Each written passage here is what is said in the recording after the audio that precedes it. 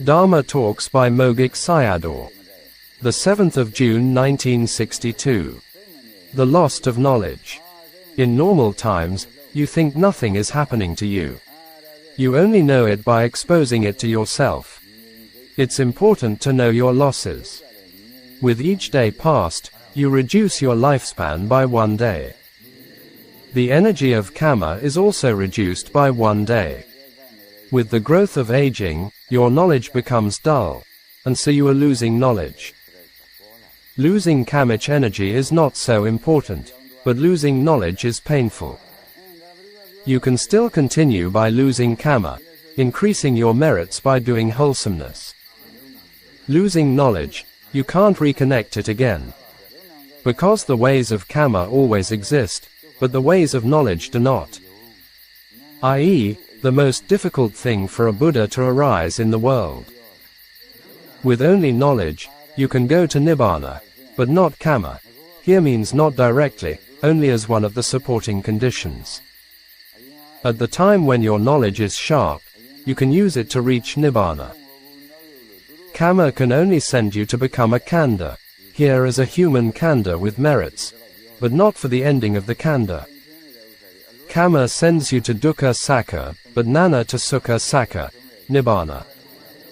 People don't know that if someone has good luck, merits, they will have dukkha. They're expecting when they'll have good luck. With older age, one becomes poor in karma and nana. Only nana can cut off karma when it's the worst with the blunt nana. Could you find the most valuable thing, i.e., Nibbāna, with poor karma and nana? You'll know it by relating it to Yu Ling, who was having difficulty in the practice because he was over 80. Sayadaw continued the talk based on the Q&A between Mahakotthita and Sariputta. MN.43 Mahavadala Suttam. Closing parenthesis. It's important to have right attention on the Khandha. Don't you hear the voices which come out from the Khandha every time there is a cause? As examples, it's good, it's not good, Vedanā. It's Saṅkhāra if you want to give, want to offer, etc. Gave examples for each of the Khandha. With wrong attention, Diṭṭhi arises. Don't abandon Samadhi Sacca, and also you have to know about Paramattha Sacca. Samadhi Sacca is right only in not telling lies. Paramattha Sacca is right towards Nibbāna. Contemplating the mother does not lead to Nibbāna. Only contemplating the Khandha will help you realize Nibbāna. In this sutta, Sariputta taught 11 ways of right attentions, yoniso. By condensing all of them, you only have Anicca, Dukkha, and Anatta. Whatever Khandha you contemplate, you will see the arising and vanishing process, i.e., any one of the Satipathanas. Discerning Anicca leads to right attention. Here Sayadaw taught Vedanā. If I ask you, is Anicca the Khandha? It's not the Khandha. Therefore, if you see Anicca, you are abandoning the Khandha, because no Khandha exists there. Do you still desire the Khandha after seeing Anicca? Desiring the Khandha does not arise, thus it cuts off Taṇhā, Upadana, and Kamma, Siddhya process. Therefore, it abandons the Khandha, Taṇhā, and the next life of birth, Jati. So, how beneficial is Anicca? Diṭṭhi arises with the cause of the Khandha. When the Khandha does not arise, it abandons Diṭṭhi. Dying with Anicca, one becomes a Sotapanna in heaven. Therefore, you have to practice a lot for discerning Anicca. Become habitual like one of Gurnkaji's disciples who practiced with him in India for a 3-month retreat. After that, he continues to maintain his awareness of Anicca every day as a businessman. If you can follow Anicca to its end, you will find Nibbāna. Therefore, if you can discern Anicca with yoniso and follow the process, you become a Sotapanna. Even when someone becomes an Arahant, they need to incline towards Nibbāna with the attention on Anicca, i.e., referring to staying in the fruition state. If not, People are confused by the objects of kamaguna. Even anicas appear chaotic. Inclining the mind towards a place where no anicas exist is very clear, the emptiness of Nibbāna. Darkness and light, Avijjā and Vijja. In the Buddha Dharma, there are 5 kinds of darkness and 5 kinds of light. Mogok Sayadaw also based his teachings on this and gave several talks on them.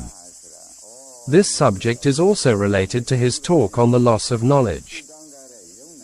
The 5 darknesses are ignorance of the law of karma, ignorance about the mind and body, ignorance of the cause and effect process, ignorance of Anicca, Dukkha, and Anatta phenomena, and ignorance of eternal peace, Nibbāna. The opposite of these 5 darknesses is the 5 lights. Even most human beings are covered with the first darkness. If someone does not have the first light, they cannot have the other lights because it develops from 1 to 5. This is one of the main reasons or causes of so much problems and suffering in today's world. Even most world leaders and governments don't have the first light and they are covered with all the darkness. People elected him to solve problems and suffering, but nowadays they are creating more and more of them. The other lights, from the 2nd to the 5th, appear with the Buddha and exist where the Dharma is present. Only then can beings possess them. The 2nd and 3rd lights are very important for human beings. Because of not having these lights, humans can even perform evil actions combined with lobha, greed, and dosa, hatred. We can see its impact and results at international levels with many ongoing wars in various parts of the world today. Therefore, the Buddha urgently warned humans to eradicate wrong views. There was a funny story related to Diṭṭhi that illustrates how it can make a person become a fool, which is due to ignorance and delusion. There were some Westerners conducting research in a very remote area where the inhabitants had never seen a car before. They went to the village with a Land Rover. As they neared the village, the sound of the car made the villagers come out to see what was happening. They saw the car coming towards them. It had 2 big headlights and was making sounds, woo, woo. Among the villagers, one who seemed intelligent made a remark to the crowd, "It must be a strange animal. It has 2 big eyes and is making sounds woo, woo, and coming towards us." All the others agreed with him and responded, "It may be. It may be." These villagers are better off than the fool or lunatic mentioned in the following story. These people had only wrong thinking with wrong views but no wrong actions. The following story was mentioned in the Dharma talk by Mogok Sayadaw on the simile of foam in the Samyutta Nikāya. He discussed how consciousness, Vedanā, is like a magician but also included the concept of wrong view with ignorance. All worldlings possess all the defilements. A dullard was sitting at the bank of a big lake and watching the forest ducks enjoying themselves on the water. After some time, an impostor came to the place. The dullard asked him, "Who is the owner of these ducks?" The impostor responded, "These ducks belong to me." The dullard requested him to sell them to him. He pretended to have no desire to sell them. At last, he told the dullard that he urgently needed money and agreed to sell them. The dullard continued to watch the ducks on the bank. When evening came, the ducks flew away from the lake. The dullard followed behind them and cried, "My ducks! My ducks!" In the same way, human beings and other beings regard the 5 Khandhas, political power, wealth, family members, etc., as "my ducks. My ducks." Therefore, humans must always be careful with all their actions, which can create problems and suffering in today's world because most are blind men covered with all the darkness, Avijjā. To see clearly all the problems and sufferings, it is necessary to have light, Vijja. Dharma education can help human beings see clearly. In the Dhammapada of chapter Vi, the wise, the Buddha utters the verse 80 relating to Samanera Pandita. Irrigator's guide. The water. Fletcher's shape. The arrow shaft. Carpenter's shape. The wood. The wise control themselves. Verse 80. Here, the Buddha describes the three qualities of the mind with three similes, similar to water, the arrow shaft, and wood. Each human has two ways they can choose, making the water flow downstream or upstream, shaping the arrow shaft to be crooked or straight, and crafting the wood to look ugly or beautiful. Humans can direct their minds in downward or upward ways. Following the lower ways, they will end up in hells, Avijjā. Following the upward ways, they will end up in Nibbāna. If they make their minds crooked, they will end up with great suffering, but making their minds straight will lead to great happiness. If they allow their minds to become coarser, the human world will become ugly, resembling hell. Through the training of their minds, it can become a beautiful world, akin to heaven. Dharma Talks by Mogok Sayadaw. The 9th of June 1962. Don't waste your times. In this talk, we see the strong exhortation by Sayadaw to his listeners for their spiritual development. This is his last visit to Mogok, and after a few months, he will put down his burdened suffering Khandha for eternal peace. You all were missing the two good noble truths, Nirodha and Magga Saccas, in the whole of samsara, and also never had a good living. Never having a life with no worries and no dying. The Maggan way is free from fear, fright, and crying. The reason why the Buddha had fulfilled all the different perfections, i.e., 10 parameters, was to search for the Maggan path, to end dukkha and teach living beings. We only have to follow the path he searched for us. So, no need to give many reasons and arguments, see the later tradition, for it. Don't be too slow in following it, because the path can disappear. It seems to refer to his teachings. All these points are mentioned in the Samyutta Nikāya. You are getting the way of the practice easily, and don't postpone the time for tomorrow or the day after tomorrow. Death will overcome you, because it's the non-self Khandha. Sayadaw explained the four meanings of Magga Sacca, the noble path, and gave instructions for the practice. What does the Khandha tell you? What does the Khandha originally have? Sabbe Saṅkhāra Anicca, all conditions are impermanent. This is Anicca Vata Saṅkhāra Khandha, with compounded things and impermanence. It's conditioned by others and arises and vanishes.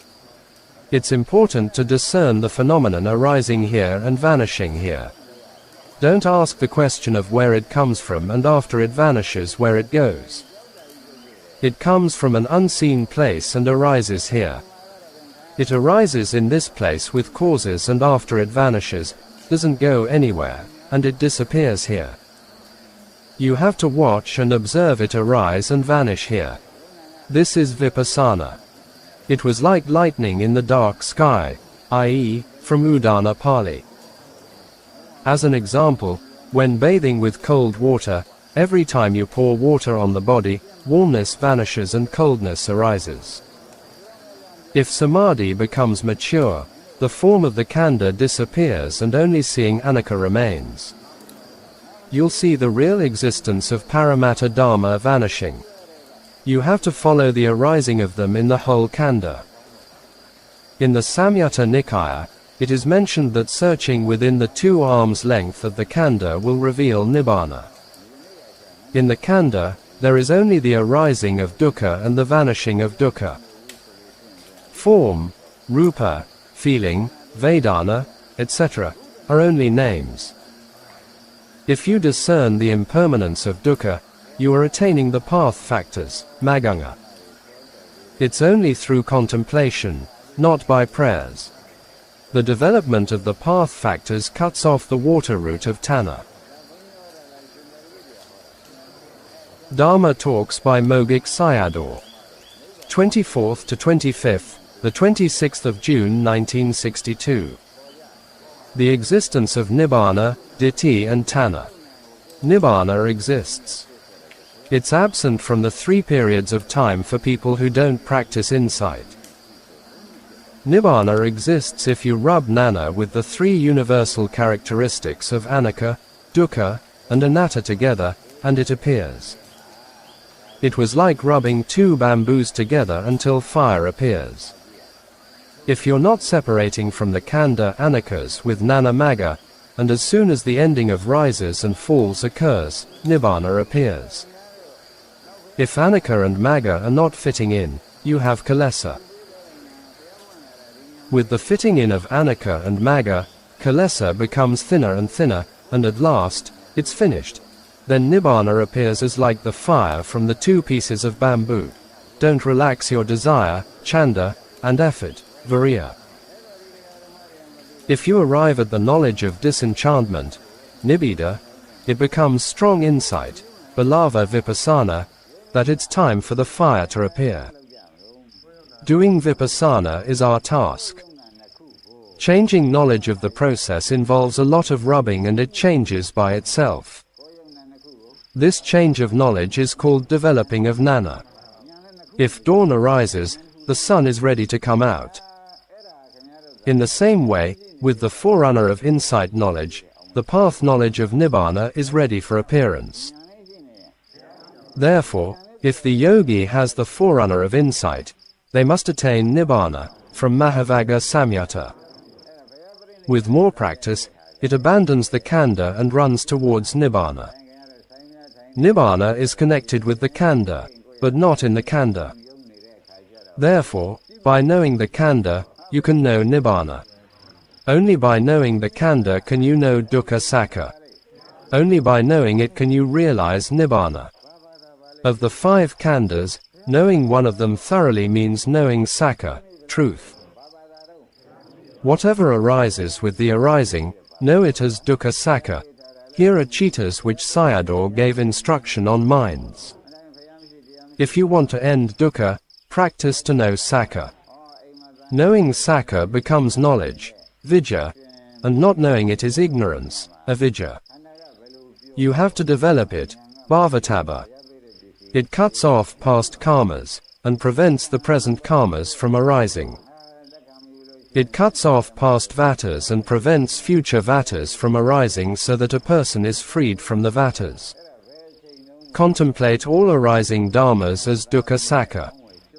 With wrong view, diṭṭhi, craving, taṇhā, is strong, and without it, i.e., diṭṭhi, taṇhā is weak. You have to fear diṭṭhi and don't fear taṇhā. Why is that? Abandoning diṭṭhi is one kind of magga, path knowledge, and taṇhā is another kind. With the existence of I and me, this is mine, can arise, we can understand why today's world has so many problems and sufferings up to international levels created by humans. With no I and me, then mine does not arise. i.e., why Aryans have no problems and sufferings. Therefore, diṭṭhi and taṇhā are the real weapons of mass destruction. If humans worship both, there is no hope for human beings. Diṭṭhi is the leader. The coarsest and most violent dharma is diṭṭhi. It gives humans the coarsest and most violent dukkha, as exemplified by woeful existences. See the many wars going on around the world with cruelty and atrocity. Even the UN can't do anything to solve the problems. Whatever is happening in the Khandhas, sometimes we interpret it as me and I, and sometimes as mine. If people don't study the Dhamma, i.e., the Sanata Dhammas of Khandhas, ayatanas, dhatus, dependent co-arising, etc., diṭṭhi will never fall away. Then, humans will strongly and deeply cling to them in accordance with the traditions. Note, in the talk on Diṭṭhi and Taṇhā, Sayadaw discusses Diṭṭhi for over 30 minutes before continuing with MN.143 Anathapindikavada Sutta. Most of the talks last only an hour. Throughout his life in Vipassanā teaching, Sayadaw consistently urged his listeners to uproot Diṭṭhi first, hence his great compassion is evident. Only someone who has true compassion and wisdom, not derived solely from great vows, can achieve this. I have no doubt that Sayadaw possessed some spiritual powers, though he never openly and directly used them. Sometimes, he perceived hidden things that others could not detect. He clearly understood the dangers and sufferings in upayas, therefore he urged people to eliminate Diṭṭhi first before indulging in sense pleasures. Dhamma Talks by Mogok Sayadaw. The 9th of July 1962. Vipassanā is easy. Don't let your Khandhas consort with Taṇhā. This is the third Dhamma talk given in Rangoon 3 months before he laid down his burdensome Khandha. Your practice is finished by knowing the four truths simultaneously. You'll know it through development by contemplation, bhāvattabha. Note that everyone has uncountable demerits, akusala kammas, within them. People with debts, if they can't repay them, will find them increasing. Mentioned are numerous kammas in everyday life from the 6 sense doors in every moment. With the knowledge of DA teaching, it's very frightening to know why the Buddha emphasized that the permanent homes of living beings are the 4 upayas. Don't be with the wrong consort. Don't consort with Taṇhā, but rather consort with Saddha and Panna, conviction and wisdom. Sayadaw explains the differences between these 2 consorts using the DA chart process. These are Anuloma and Patiloma processes or Saṁsāra and Nibbāna. Don't let the Khandhas consort with Taṇhā. Let the Khandhas consort with Saddha and Panna. You should believe only in what the Buddha taught about the Khandhas, but don't believe it blindly, i.e., like other beliefs with no standard measures. This becomes true conviction, saddha. Only those with true conviction and wisdom can follow behind it. With blind faiths only ignorance and delusion follow behind them. A Khandha arising from the 5 Khandhas should be noted as Dukkha Sacca. Don't neglect, turning your back towards the arising Dhamma, but know it with Saddha and Panna. This knowledge, is very important. The salvaging Dhamma, the real Savior, is this knowledge of Dhamma. Knowing of the arising mind with the following mind is knowing the dead one, mind, with the living one, mind. Therefore, Vipassanā means observing the dead one with the living one. Vipassanā is easy. Using it with the letters, words, can be confusing. Knowing of your own death with this knowledge is called insight, Vipassanā. The reason a not difficult thing becomes difficult is that teachers can't give the necessary method. With the necessary method, you don't need to waste your time. Dying is Dukkha Sacca and knowing it many times, bhāvattabha, is Magga Sacca. This is Vipassanā. You only know about sending other corpses to the cemetery, but don't know that you are always dying. The Khandha is the forest monastery and mountain monastery. The real forest and mountain monasteries are meant for the samatha practices. Abhidhamma method and Suttanta method are different. For example, a seeing mind arises. As soon as seeing arises and with the contemplation no choice for good or bad arises. Choosing things for good ones and bad ones is influenced by Taṇhā. If you contemplate what is existing and it becomes constant or stable, a sassata wrong view arises. Contemplating the non-existence of it will free you from sassata wrong view. It'll never become Vipassanā if you see only the living one with the living one. Dukkha Sacca discusses the death of the mind. Feeling, form, etc., are also understood this way. There are profound meanings behind the expositions of Sayadaw's talks. Every arising Dhamma is Ehi It calls to you, saying, "Come. Contemplate me." If you do not contemplate it, don't you want to go to Nibbāna? Even if you want to go with Taṇhā, e.g., there is an itch and you follow it with the hand. Here, Sayadaw's talk becomes humorous. Sanditiko, follow it with the seeing of your own knowledge. You are using it as worshipping the Dhamma that does not lead to Nibbāna. It becomes Dhammanasati, reflection on qualities of Dhamma. If you look in the Vipassanā books, it's a long one. The main point is only that much. Akaliko, it gives you the result instantly. Because, Taṇhā, Upadana, Kamma do not arise. If you're following behind the calling, you will attain Nibbāna. Dhamma Talks by Mogok Sayadaw. The 9th of July 1962. Why asking to discern Anicca? Not yet abandoned kilesa still arise for a stream enter, Sotapanna. But his mindfulness, sati, always follows behind it. Concerning the Khandha is craving for becoming. Bhāvanā here refers to you Maya, who is in the audience and talking about the practice. On Sacca Nana, Kika Nana and Kata Nana, the way to stream entry. If you condense the 5 Khandhas they become mind and form. Again condense mind and form to become rise and fall, Anicca. Whatever you contemplate, whether it's mind or form, you have to discern Aniccas. If you ask me, we have to contemplate mind and form and again not to discern mind and form. This is the straightforward instruction. Then Sayadaw explains the reason for it.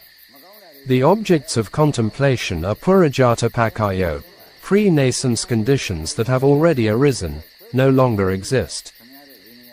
The contemplating minds, nana, are pakajatapakayo, post-nascence conditions, arising later. 2 minds can't arise at the same moment. This is not related to patananaya, the method of conditional relations. I am only providing the Pali names.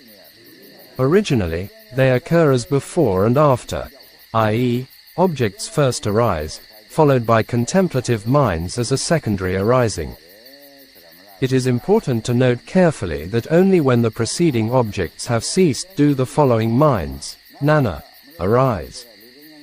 Naming mind and form, nama and rupa, merely helps you recognize the objects. The reality is that the object does not exist there. It has already passed away. If you ask again, is it considered the present moment? If there is nothing intervening between them, i.e., between objects and nanas, then it is the present moment. This fits into the practice of observing the dead with the living. As I explained yesterday, see the above talk. Vipassanā is easy. You are unaware of your own death, thus you fear the later death. If you truly see your own death, the dead, you will not pray to them again, see later Buddhists. Seeing your own dukkha is Sacca Nana, Vipassanā knowledge. Sacca Nanas eradicate Taṇhā, Upadana, and Kamma. If a Buddha arises, he teaches this Sacca Nana. The Kika Nana, functional knowledge, involves forms, feelings, mind, etc., abandoning their nature through change and decay, viparanama lakanam, and you must discern their functional nature. Discerning their oppressive nature constitutes Kika Nana. If you thoroughly understand their oppressive nature and with a non-desiring mind, all of them cease.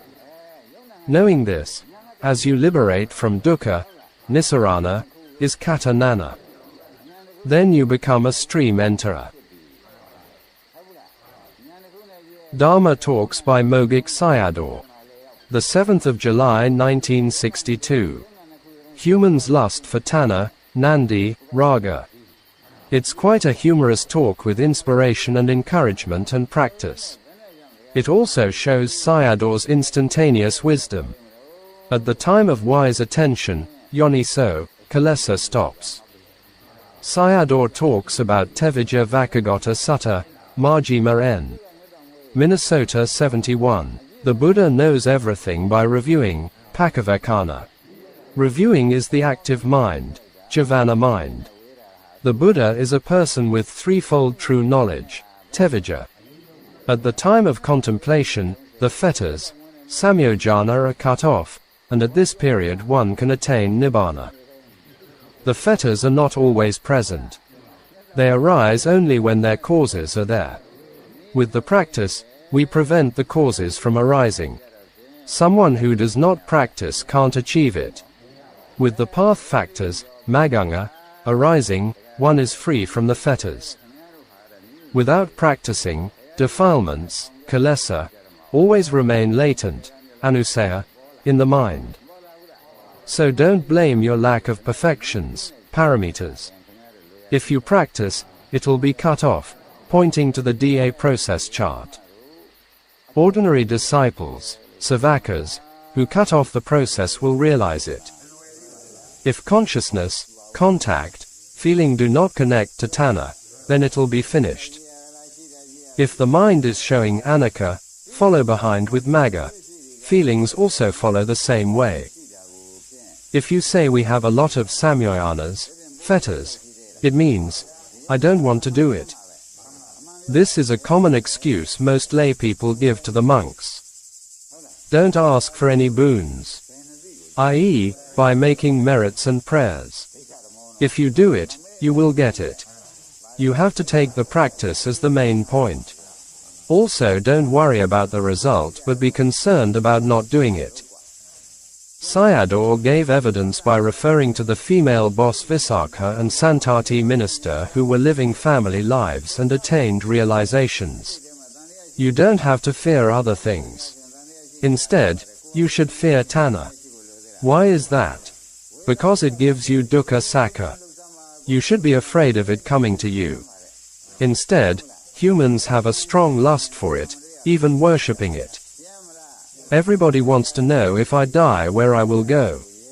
Don't go and ask others but ask yourself, our actions connect to Taṇhā or not, as Sayadaw points to the DA chart. Sayadaw continued about the sutta.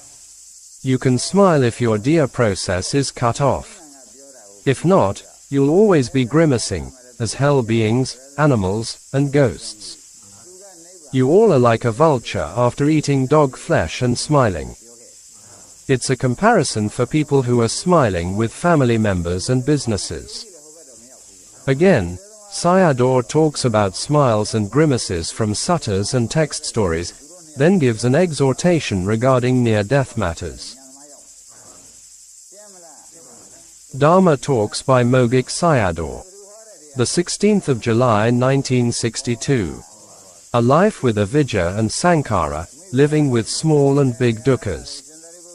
After coming back from Rangoon, Sayadaw never took rest and continued his teaching until his last day. He only had 3 months left. So, he was very busy teaching people.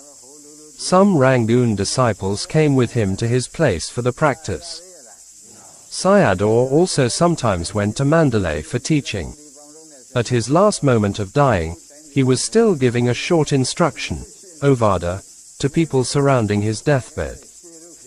In this talk, he urged his disciples not to waste their time with worldly affairs but to practice for the preparation of death. He is a true son of the Buddha. You're so consumed by other people's matters that your own situation becomes dire. This is referring to one's own death. Sayadaw mentioned this at the dying moment and the dangers of falling into apayas. You only have to take refuge and reliance on insight knowledge and the path knowledge, which can cut off your DA process. In the morning, you're busy with Avijjā and Saṅkhāra, ignorance and action, and wasting your time on them. I.e., busy and wasting time with samadaya Sacca. All humans are like this. A long life with samadaya Sacca is a bad long life, so no practice with a long life is the worst long life because of collecting many pieces of garbage, defilements for dukkha. Starting from waking up in the morning, whatever you do, contemplate it as dukkha Sacca. Put aside Anicca for the moment. Khandha shows you that apart from dukkha Sacca, there is nothing for it. Begin the day with this kind of reflection. This kind of reflection or thinking is even quite rare among people. People start their mornings with defiled thinking and thoughts. With these kinds of thinking and thoughts, i.e., defilements, with actions leading to crying at near deaths. Their eyes are inclined toward hells upon waking. They also sleep with Avijjā and Saṅkhāra, ignorance conditions Saṅkhāra, actions, i.e., with worldly thoughts. I'll sleep with my eyes inclined toward hell. Every day you do it with ignorance and delusion. Sayadaw's serious warning and exhortation are humorous and profound. Your worst situation becomes clear by listening with nana ears. Mostly humans listen to defiled things and matters with moha ears, so defilements increase. This Khandha body is always talking about its dukkha Sacca. If I am talking about the worst of you, it will never end. Your whole life is wasted with Avijjā and wake-up Saṅkhāra. The Khandha body only talks about dukkha. Therefore, you have to sleep and wake up by reflection of dukkha Sacca. In the morning, you have to treat the body by going to the toilet for urination and excretion, feeding the body, etc. Is it dukkha or sukha? Every day, we use our time by changing dukkha Sacca, e.g., always changing postures because of discomfort. When will it become happiness by changing big dukkha to small dukkha? Form, feeling, mind, all of them start as small dukkhas and end as big dukkha, i.e., birth and death. This is their existence. Whatever arises, whether it's form or mind, is dukkha Sacca, and with this knowing, path factors arise. If you observe the changes from big dukkha to small dukkha, kama actions are cut off. Section 2 does not connect to Section 3, see Dia chart. Nibbāna is not far away. If you know Sacca, you will arrive there. With the knowing, path factors are formed. If you don't know your own dukkha, the magga does not arise. Samsara will be cut off by using your time to know the truth, Sacca. The task of contemplating dukkha Sacca leads to Nibbāna. Making prayers and vows makes people laugh upon hearing it. Some Buddhists do these things like other faiths. Dhamma Talks by Mogok Sayadaw. The 15th of August 1962. The Great Fault of Heedlessness. You have to follow it with Sacca Nana, knowledge of truth, but not with complaints about it. The Dharma hall is packed with people and also in the hot, humid climate of central Burma. So, Sayadaw reminds people how to react to the situation. If you recognize the Khandha as dukkha Sacca, Sacca Nana arises. Displeasure, domanassa, will follow if you complain about the Khandha dukkha. The ears listen to Dharma and let the mind stay with the Khandha, Nana observing the Khandha. With a lot of observing, Nana becomes sharp. If you penetrate the Khandha as dukkha Sacca, the path knowledge arises with dukkha nirodha, the cessation of dukkha. This is how people listen to Dharma talks with the practice. This is Nibbāna. Sayadaw continues to talk about the divine messengers, Devadutta Sutta, Majjhima N. Minnesota 130, Avijjā and Saṅkhāra, ignorance conditions action is heedlessness. Therefore, hellish consciousness, Vijnana, arises. The hell being arrives in front of King Yama, the guardian of hell realm. King Yama questions the newly arrived hell being about the 5 divine messengers. The hell being can't give satisfactory answers during cross-questioning by Yama. Therefore, he has to suffer in hell according to his actions. Heedlessness is a great fault. So, you have to practice Vipassanā very quickly.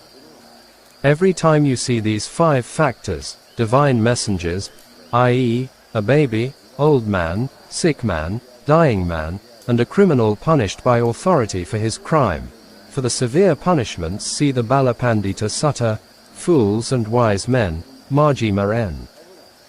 Minnesota 129, perform Vipassana practice to achieve Avijjā Nirodha Saṅkhāra Nirodho, with the cessation of ignorance, action ceases.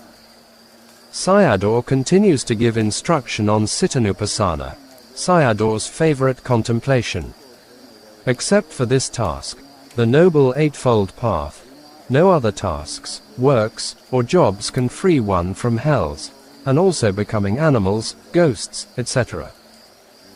Some politicians and businessmen crave political power and wealth, and after they achieve it, their minds become more defiled, more greedy, and more conceited, leading to downward directions. Whatever dukkha is given to you is from the khandha. You have to remember that it's not caused by others. It's only the khandha that gives you dukkha. Many kinds of dukkha exist in the khandha, and not elsewhere.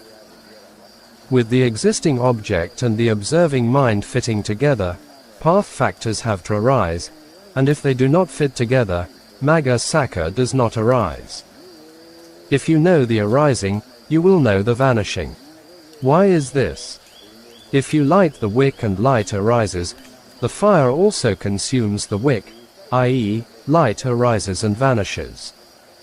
Seeing the light arise is dukkha, and not seeing the light vanish is dukkha. Note on King Yama. Most God-centered religions also mention hell. Some Western scholars do not interpret it literally as mentioned in the suttas and have their own interpretations. The Pali word for hell is niraya, devoid of any happiness and pleasure. So most human beings don't like it.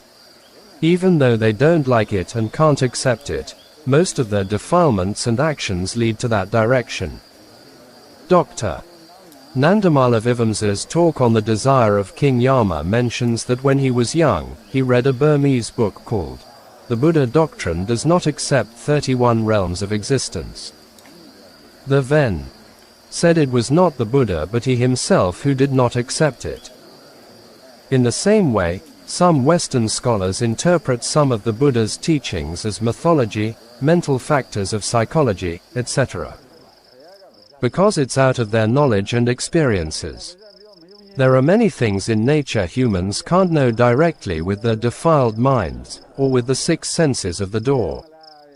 The Buddha Dhamma is not a blind faith to come and believe in. Everyone can prove it with practice, but it is not easy to achieve with ordinary effort and faith. With the Kani meditation system, some yogis could experience some realms, such as the Tavatimsa heaven, Rupa Brahma realm, and Naga realm to pay respect to some of the Buddha's relics there. In Tavatimsa heaven is the Kalamani Settiya, enshrined with the Bodhisattva's hair and one of the eye teeth. In the Brahma realm is the Dasa Settiya enshrined with the Bodhisattva's clothes and shoes, and in the Naga realm of Bhogavati, king of the Naga enshrined one of the Buddha's eye teeth with red, green, golden, pearl, and clear crystal-colored relics. The existence of the Buddha's sariras also was mentioned in the commentary of The Last Days of the Buddha. The yogi's experiences of the Buddha's relics in these places are also met with the commentary. There are 2 books recording yogi's experiences with the light nimitta, but no mention of hell, niraya. Because Maizin Sayadaw did not allow him to see everything, only allowing them to see the Settiyas and the Buddha's relics to inspire their minds on the Buddha Dhamma. The 31 realms of existence and the law of karma cannot be separated. Rejecting one is also rejecting the other. King Yama is a Vemanika Pita, a type of being with mixed karma, white and black. He spends part of his time enjoying deva-like pleasure and part of it in pita-like suffering. His duty as the Lord of Niraya is not like a judge. He is a good compassionate being who helps the hell beings to remember the goodness of the past by asking cross questions for them. If they remember, it frees them from the Niraya for a good rebirth, destination. King Yama himself experiences strong samvega upon seeing the sufferings of hell beings. Thus, he has a desire and wishes for a human birth, to meet a Buddha, listen to Dhamma, and practice to end dukkha. What are the differences between someone who believes in the law of karma and 31 realms of existence and someone who doesn't? There are many benefits and faults between them. The one who believes leads to happiness and well-being in this life and beyond, and also can solve many human-made problems and difficulties. They will not pray to or depend on outside powers, creator, gods, etc. He becomes more intelligent and wise. The disbelievers are in the opposite direction, i.e., like east and west, or light and darkness. Humans who don't understand and appreciate dukkha and its causes will never solve their own or others' problems. They'll always be creating them. Therefore, Dharma education is a compulsory education for all humans. There are many suttas on dukkha, and I want to suggest a sutta for reflection, i.e., the greater discourse on the mass of suffering, Mahadukkha Khandha Sutta, Majjhima N. Minnesota 13. Dharma Talks by Mogok Sayadaw. 1 September 1962.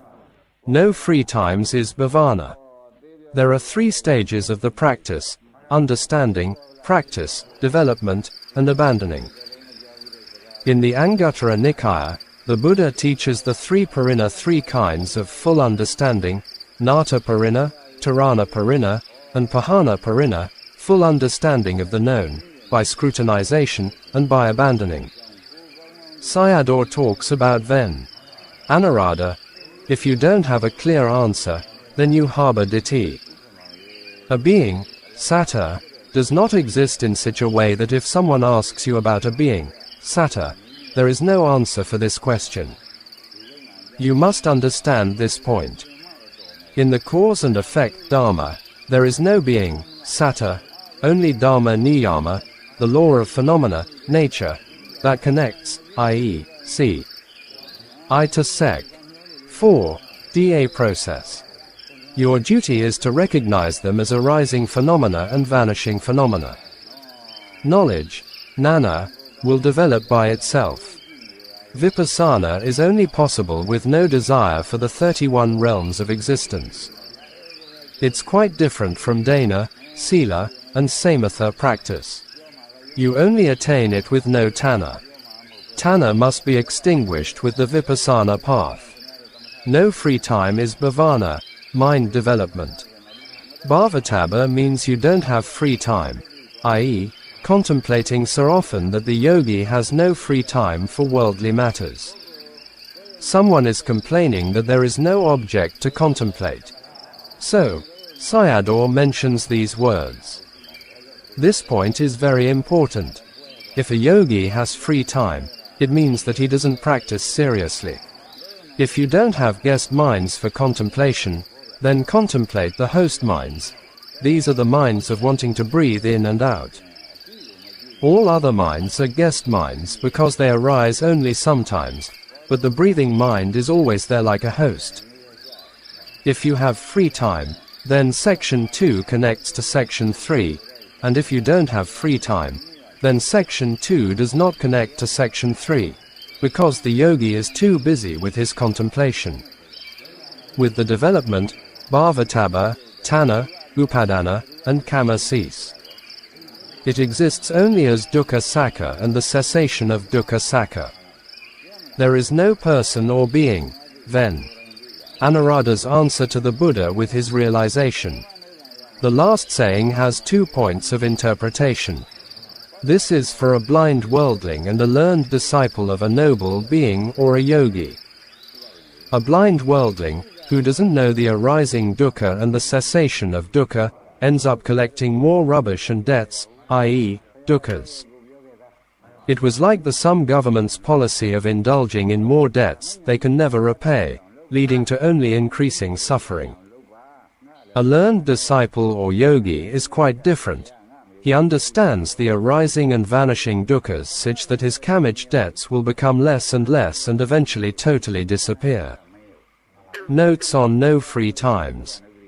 Sayadaw gave a talk on the 4th of February 1961, which I translated as, "No free time is for suffering," at the beginning of part 11. Here again, no free times is Bhāvanā. The true meaning of no free time is very important for every human being on earth. The wrong ways of no free time are for suffering, feeding the defilements with sensual pleasure and the mind becoming more and more defiled, leading to more suffering in this life and the futures to come.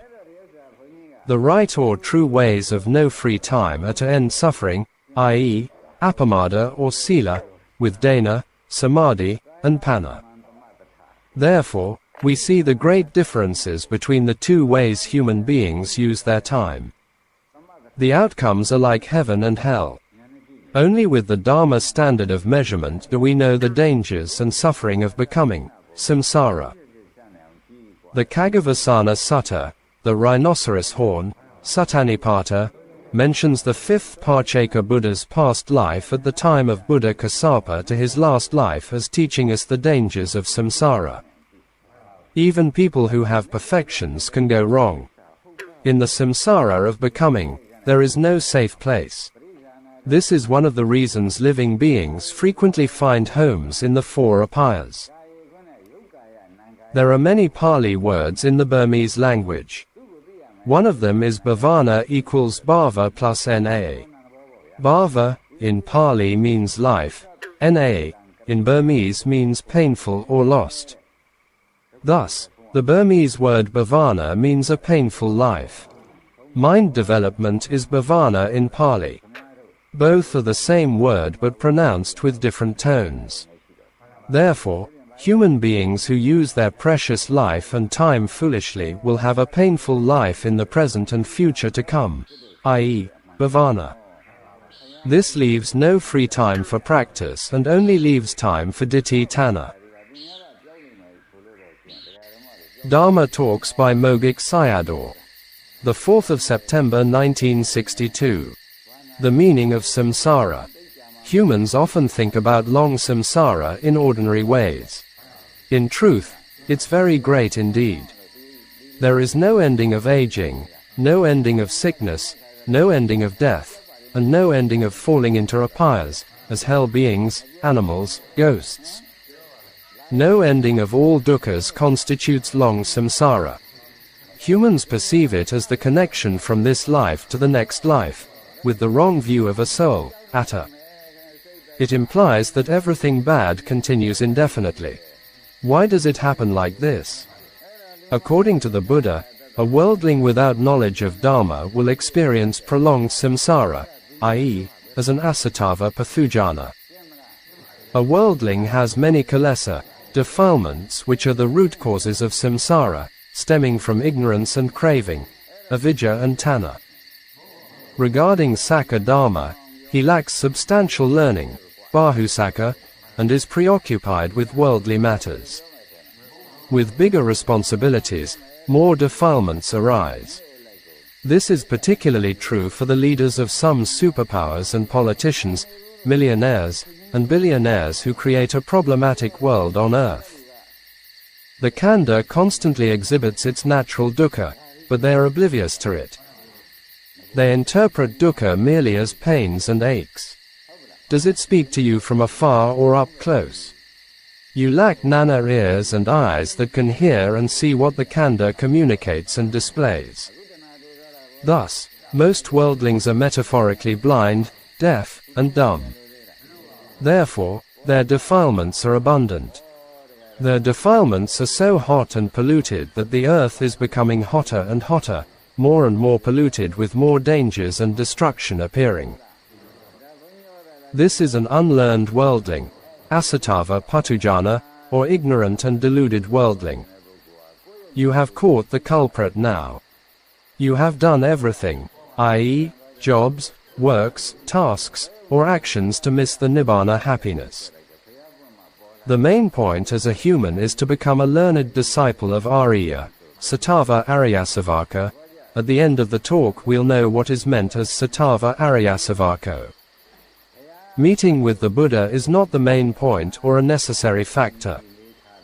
Sayadaw gave examples of the renegade monk Devadatta and King Ajatasattu. They are near the Buddha and see him many times, but both of them fall into hells. In this life, you can realize Dhamma if you become a Sattva Aryasavako, knowing the truth, Sacca, and with thin defilements. You'll get it in the next life if you don't realize it in this life. Sayadaw gives a guarantee for a yogi who discerns Anicca. In many lives before, you all had lived your lives as blind and deaf, i.e., with ignorance, avijjā, right pointing arrow. See the beginning of DA chart and it starts with avijjā, and then making actions, saṅkhāra. This is practicing samadhya Sacca. Therefore, you have an abundance of defilements. Avijjā right pointing arrow, saṅkhāra right pointing arrow, asatava futhujana, so you experience the second aspect of dukkha Sacca. Knowing the way from which you have come is not good, and also the place where you have arrived is not good as dukkha, i.e., sec. 1 and sec. 2. With this knowledge, you become a Sattva Aryasavako. If you succeed with the ending of Anicca, you will become an Aryasavaka. Dhamma Talks by Mogok Sayadaw. The 10th of September 1962. Why not see Nibbāna? The attainment of Nibbāna after death is when all the Khandhas, i.e., 5 Khandhas, have totally ceased and only happiness exists. Mind and form are dukkha Sacca. Therefore, mind and form do not exist in Nibbāna. It's the cessation of dukkha Sacca. At the place of dukkha Sacca, no dukkha appears. To arrive at Nibbāna, one must listen to suitable Sacca Dhamma and, by contemplating dukkha Sacca thoroughly, will realize Nibbāna in this life. Section 2 is dukkha Sacca, which you know from the teacher's talk. See the DA chart. After you know about it and look at your khandha, you then see whatever mind arises is vanishing. This is dukkha Sacca. People talk about them, i.e., minds, as different kinds of mind with lobha, dosa, etc. But when you really observe them, you only see their non-existence. Arising and vanishing is dukkha nanam, which is the knowledge of knowing dukkha. When the rise and fall cease, it becomes dukkha nirananam, the knowledge of knowing the cessation of dukkha. You only have these 2 jobs and no other. 1. The task you have to do is only dukkha nanam, i.e., Vipassanā nana. 2. Dukkha nirananam, i.e., path knowledge, magga nana, will abandon it, i.e., kilesa, by itself. The process of the practice only involves 2 knowledges, nana. Without no 1 and number 2, nothing can happen or arise. Dana practice is the far cause for it. Sila and samatha are also the same. This is kama sakata nana. It has not entered into the knowledge of dukkha nanam yet. You only listen to the Dhamma and know dukkha nanam. Therefore, except for the Buddha and Parcheka Buddha, all others must listen to Dhamma teachings. Nibbāna is related to the khandha. There are some hidden meanings beneath it. With the cessation of khandha dukkha, it will arise. Therefore, Nibbāna is not far from us. Why don't you see it? It has not become dukkha nanam yet. If it arises, you will see it. Dhamma Talks by Mogok Sayadaw. The 14th of September 1962.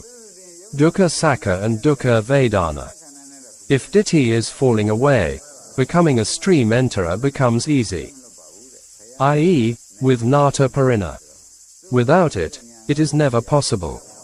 And then Sayadaw talks about the views of other faiths, Christianity, Hinduism, etc. All these are wrong views based on identity view, Sakkaya Diṭṭhi. If these reject the law of karma, it becomes a serious wrong view. Relating to painful feelings, he tells the story of Tissa, who broke both his legs with a rock as a guarantee to the bandits who came and took his life. He was contemplating the rise and fall of painful feelings, noting that he only had bodily dukkha and no mental dukkha arose, i.e., domanassa did not arise. Don't let illness and Vedanā get mixed up, and you must contemplate them separately. If you can penetrate Vedanā, it's not painful, it only involves the rising and the vanishing. If you can't penetrate it, it will become unbearable and increase. When the worldlings die, they are followed by the whole mass of suffering. If an arahant passes away, all the dukkha ceases and is followed by nirodha, Nibbāna peace. Whatever phenomena arise, only Saṅkhāra and Anicca exist. After the arising of Saṅkhāra and the non-existence of it, Anicca is evident. At the ending of Anicca, the constant, Nikkha, asaṅkhāta Nibbāna arises. Sayadaw talks about the four satipathanas briefly. Don't mix up dukkha Vedanā and dukkha Sacca. Discarding of its nature is dukkha Sacca. Even animals know about dukkha Vedanā, so humans are not much different from animals, except humans can use their brains.